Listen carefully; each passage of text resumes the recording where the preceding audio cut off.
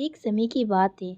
जैमुन देश में धर्मव्रत नाम का एक राजा राज्य करता था। उसे अपने इष्ट देव से ये सिद्धि प्राप्त थी कि वे रोज सूर्योदय के समय योग शक्ति के द्वारा काशी में गंगा स्नान करने के लिए जाया करता था और योग शक्ति से घर वापस आता था। एक दिन उसकी पत्नी ने उड़ते समय अपने पति को नहीं देखा तो वे सोचने लगी कि ये मुझे रोज छोड़कर कहाँ जाते हैं। जब राजा वापस लौटा तो रानी ने पूछा कि स्वामी, आप मुझे छोड़कर रोज कहाँ जाते हो? तब राजा ने बताया कि मैं काशी गंगा स्नान के लिए जाता हूँ। अब रानी ने राजा से काशी जाने की जिद की तो राजा रोज अपने साथ रानी को भी काशी ले जाने लगा। एक दिन रानी स्नान के बाद काशी में ही बीमार हो गई और राजा को इस कारण कई दिन काशी में रहना पड़ा। इसी बीच राजा के नगर को शत्रु ने आकर घेर लिया। अब राजा को योग शक्ति से ये सब पता चल गया।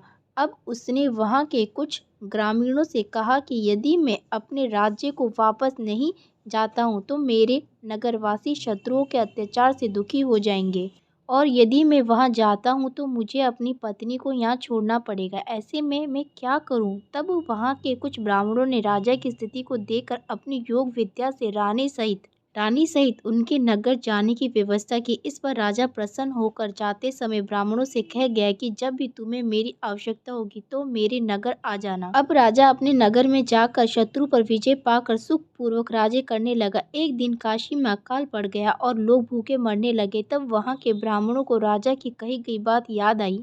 उनमें से कुछ ब्राह्मण राजा के नगर में पहुंचे। राजा ने उनका बड़ा सत्कार किया और स्नान भोजन करवा के ठहरने आदि की व्यवस्था की। उस समय उस नगर के ब्राह्मणों में काशी के ब्राह्मणों का सत्कार देखकर उनसे द्वेष भावना पैदा हो गई और आपस में कहने लगे कि हम शास्त्रार्थ में इनसे जीतेंगे और राजा के सामने ही इन्हें नीचा दिखाएंगे। ऐसा निश्चय कर नगर के ब्राह्मणों ने राजा से कहा कि हम और काशी से आए ब्राह्मण एक साथ शास्त्रार्थ करेंगे। यदि वे विजयी होंगे तो ही उन्हें इस राज्य में रुकने की अनुमति दी जाएगी, अन्यथा कुछ समय बाद उन्हें नगर से वापस भेज दिया जाएगा। राजा भी इस बात पर तैयार हो गया। अब नगर के ब्राह्मणों ने काशी के ब्राह्मणों के पास जाकर शास्त्रार्थ करना शुरू कर दिया। दोनों तरफ के ब्राह्मणों का शास्त्रार्थ देखकर राजा और रानी बड़े प्रसन्न हुए। दोनों ब्राह्मणों में रानी ने काशी वाले ब्राह्मणों को और राजा ने अपने नगर के ब्राह्मणों को श्रेष्ठ बताया। शास्त्रार्थ में किसी भी तरह से कोई हल नहीं निकला क्योंकि दोनों ही ओर से ब्राह्मण अच्छा शास्त्रार्थ कर रहे थे। तब स्त्री पुरुषों का परस्पर विवाद होने पर इसकी परीक्षा हेतु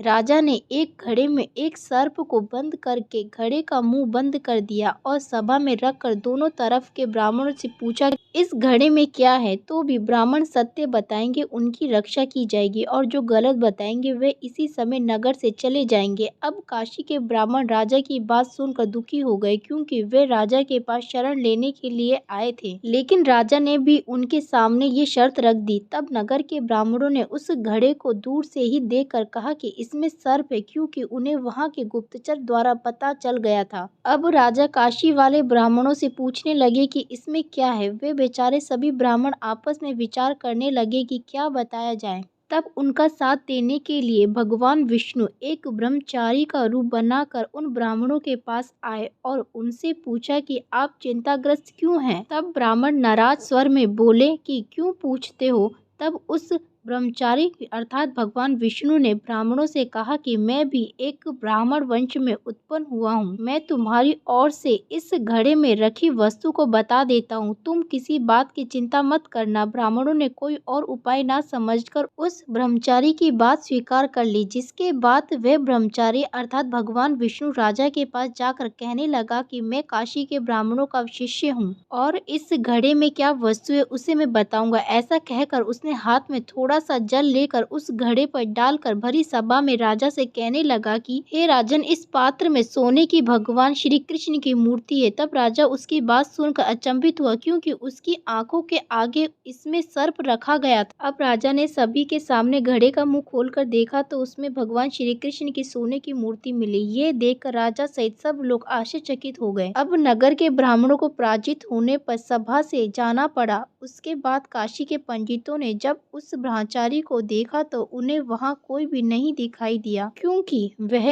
अर्थात भगवान विष्णु तब तक जा चुके थे। उन्होंने मन ही मन भगवान को धन्यवाद किया। अब उसके पश्चात राजा ने काशी से आए ब्राह्मणों को कुछ गांव दान में दिए और उन्हें अपने देश में रहने की इजाज़त दी। इस प्रकार काशी के ब्राह्मणों की जीत हुई और नगर के ब्राह्मणों को हार का मुंह देखना पड़ा। इस कहानी का सार: सच्चे मनुष्य का साथ भगवान स्वयं किसी न किसी रूप में आकर अवश्य देते हैं। दोस्तों, आपको ये कहानी कैसी लगी? कृपया कमेंट करके जरूर बताएं और ऐसी ही और भी बहुत सारी कहानियों को सुनने के लिए चैनल को सब्सक्राइब जरूर करें।